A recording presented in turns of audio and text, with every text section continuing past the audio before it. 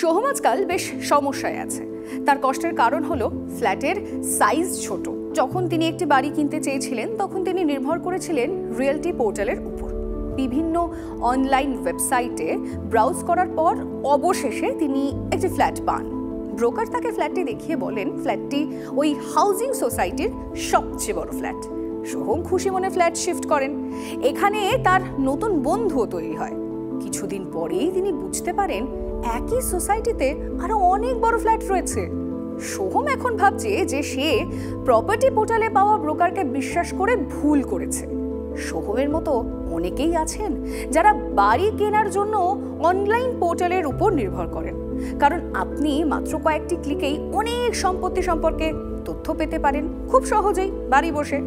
একটি ভাড়া বাড়ি খুঁজে পাওয়া সুবিধাজনক, তবে অনেক সময় কিন্তু ব্রোকাররা এমন কৌশল ব্যবহার করেন যার ফলে আপনার ক্ষতি হয়।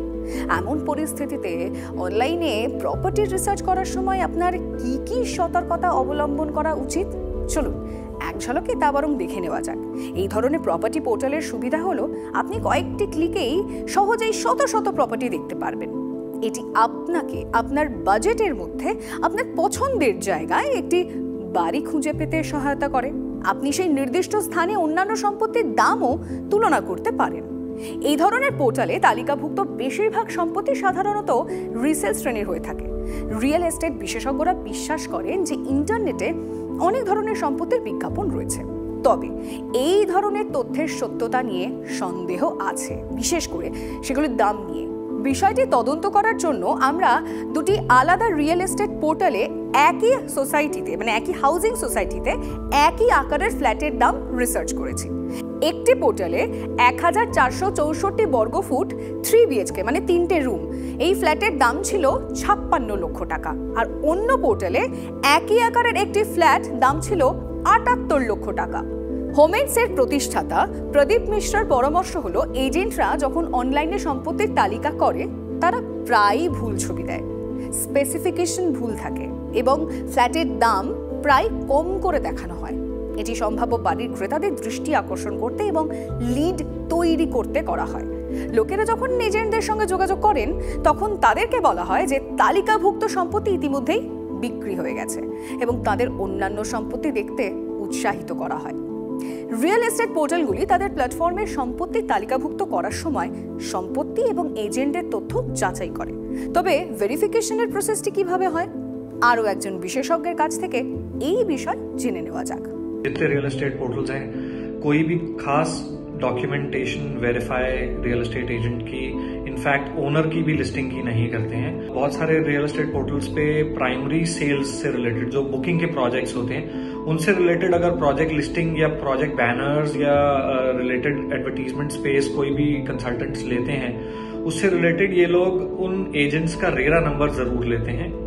एंड अदरवाइज रीसेल के केस में या रेंटिंग के केस में कोई खास डॉक्यूमेंट्स नहीं मांगे या लिए जाते, जहां तक मेरी नॉलेज कंसर्न्ड है। जहां तक रियल एस्टेट लिस्टिंग को वेरीफाई करने की बात है, मान लेते हैं जो प्रॉपर्टी लिस्ट हो रही है उसको वेरीफाई करने की बात है, वो एक फील्ड एग्जीक्यूटिव पोर्टल की तरफ से फिजिकली आके उसको वेरीफाई करते हैं। बस यही कुछ प्रोसेसेस हैं जो रियल एस्टेट पोर्टल्स फॉलो करते हैं। অনেক সময় রিয়েল এস্টেট দালালরা আপনাকে নানা বিষয় বোঝানোর চেষ্টা করে। তারা আপনাকে সতর্ক করে যে আপনি যে জায়গায় ফ্ল্যাট খুঁজছেন সেখানে শীঘ্রই দাম বেড়ে যাবে। এই কথার ফলে আপনি তাড়াহুড়ো করে এবং দ্রুত সিদ্ধান্ত নিয়ে বসতে পারেন। তারা আপনাকে ভাবতে বাধ্য করে যে বাড়িটি ব্যয়বহুল হওয়ার আগে এটি কিনে নেওয়া ভালো হবে। অনলাইন পোর্টালে বৈশিষ্ট্য দেখার পরে কিছু অফলাইন এবং অনলাইন রিসার্চ করা অপরিহার্য। আপনি যে স্থানে ফ্ল্যাট কেনার কথা ভাবছেন সেখানে কর্মরত অন্যান্য দালালদের সঙ্গে কথা বলুন। আপনি এমন লোকদের সঙ্গেও কথা বলতে পারেন যারা সম্প্রতি সেই সোসাইটিতে বা এলাকায় সম্পত্তি কিনেছেন। ऑनलाइन प्रॉपर्टी खरीदना रिकमेंडेबल नहीं है क्योंकि उसके बहुत सारे कारण हैं।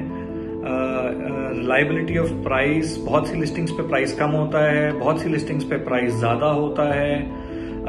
सेंस ऑफ ट्रस्ट नहीं है क्योंकि आपको नहीं पता कि जिसने लिस्टिंग डाली है क्या वो एक्चुअल ओनर है या अगर रियल एस्टेट कंसल्टेंट की लिस्टिंग है। आपको कोई ऐसी प्रॉपर्टी ऑनलाइन समझ आती है जो आपके बजट में फिट बैठ रही है, लोकेशन में फिट बैठ रही है और आपको पसंद आ रही है, उस प्रॉपर्टी को आप फिजिकली जाके जरूर देखें कि जो फोटोज आपने देखी थी क्या वो एक्चुअल उसी प्रॉपर्टी की थी। टाइटल डॉक्यूमेंट्स देखिए, ओसीसीसी, फायर एनओसीज, सारे रिलेवेंट डॉक्यूमेंट्स देखिए, नो ड्यूज सर्टिफिकेट्स देखिए, अगर बैंक लोन था तो खत्म कर दिया है, और अगर बैंक लोन है तो उसकी पेमेंट्स टाइम पे हैं, कोई डिफॉल्ट तो नहीं है। রিয়েল এস্টেট পোর্টালে চূড়ান্ত করা সম্পত্তি কেনার আগে বাড়ির ক্রেতাদের কি কি সতর্কতা অবলম্বন করা উচিত? একটি বাড়ি কেনার আগে সম্পত্তি দেখুন, আপনি নিজে রিসার্চ করুন। নির্মাণাধীন সম্পত্তির ক্ষেত্রে আপনার প্রকল্পের মাস্টার প্ল্যান, রেরা রেজিস্ট্রেশন পরীক্ষা করা উচিত। বিল্ডারের পূর্ববর্তী প্রকল্পগুলির ট্র্যাক রেকর্ড দেখুন। নিশ্চিত করুন যে অন্য ক্রেতারা ফ্ল্যাটের দখল পেতে কোনো বিলম্বের সম্মুখীন হননি। প্রদত্ত সুবিধাগুলি এবং প্রকল্পের নির্মাণের গুণমান মূল্যায়ন করুন। সব দিক বোঝার জন্য সেই প্রকল্পে বসবাসকারী ব্যক্তিদের সঙ্গেও কথা বলতে পারেন। রিসেল সম্পত্তি কেনার ক্ষেত্রে সম্পত্তির মালিকের সাথে সরাসরি যোগাযোগ করুন। এছাড়া possession letter, completion certificate, occupancy certificate check করুন। আপনাকে অবশ্যই sales deed, mutation deed, chain deed এবং দায়বদ্ধতা শংসাপত্র পরীক্ষা করতে হবে। একজন ভালো আইনজীবী আপনাকে এই প্রক্রিয়ায় সাহায্য করতে পারে। किसी ट्रांजैक्शन में रियल एस्टेट एजेंट से कोई पॉइंट ऑफ कॉन्फ्लिक्ट है, कोई डिविएशन है या कोई डिस्प्यूट है, तो डिपेंड करता है। अगर आप अंडर कंस्ट्रक्शन प्रॉपर्टी ले रहे हैं जो रेरा के स्कोप में आती है या रेरा के गाइडलाइंस में आती है, तो उस एजेंट की कंप्लेंट रेरा अथॉरिटी को करी जाएगी। एंड अगर रीसेल का केस है जहां पे, या ऐसी कोई ट्रांजैक्शन है जहां पे रेरा का कोई स्कोप नहीं है, वहां पे आपका लोकल पुलिस स्टेशन इन्वॉल्व किया जा सकता है। स्पेशली अगर रीसेल ट्रांजैक्शन है तो बायर सेलर अग्रीमेंट जो होता है उसके बीच में आप रियल एस्टेट एजेंट का भी रोल डिफाइन करिए, उनकी ब्रोकरेज भी मेंशन करिए, ताकि कोई भी आगे चल के पॉइंट ऑफ कॉन्फ्लिक्ट या डिस्प्यूट ना रहे। অধিকাংশ গৃহ ক্রেতাদের অনলাইন পোর্টালের মাধ্যমে যে রিয়েল এস্টেট এজেন্ট পাওয়া যায় সে সম্পর্কে ভালো ধারণা নেই। এই ধরনের ক্ষেত্রে সংশ্লিষ্ট এজেন্টদের পুরনো 4 থেকে 5 জন ক্লায়েন্টের নম্বর নিন, তাদের সাথে কথা বলুন এবং ওই ব্রোকারের সম্বন্ধে তাদের অভিজ্ঞতা সম্পর্কে জানুন। এর পাশাপাশি ব্রোকার সম্পর্কে তথ্যের জন্য অনলাইনে অনুসন্ধান করুন এবং তাদের সোশ্যাল মিডিয়া অ্যাকাউন্ট পরীক্ষা করুন। অনেক গ্রাহক সোশ্যাল মিডিয়াতে দালালদের সাথে তাদের ভালো অভিজ্ঞতা শেয়ার করেন, যা আপনাকে ব্রোকার শনাক্ত করতে সাহায্য করতে পারে। বাড়ি কেনার আগে সোহম যদি একটু হোমওয়ার্ক করতেন তাহলে আজ হতাশ হতেন না। সম্পত্তি পোর্টাল শুধুমাত্র বিজ্ঞাপনের জন্য, চেহারা দেখে ভুলবেন না। নিজের গবেষণা করুন। পোর্টালটি পছন্দের স্থানে বাড়ি খোঁজার জন্য, দাম খুঁজে বের করার জন্য এবং দামের তুলনা করার জন্য ভালো। বাকি কাজগুলো নিজেকেই করতে হবে। আপনি যদি সঠিক গবেষণা না করে থাকেন তবে আপনি আপনার অর্থের ঝুঁকি নিচ্ছেন। আপনার কষ্টার্জিত অর্থ সঞ্চয় করার জন্য আপনি অনলাইন রিয়েল এস্টেট পোর্টালে কোন বাড়ি কিনবেন তা চূড়ান্ত করার পরে অফলাইন গবেষণা অত্যন্ত গুরুত্বপূর্ণ।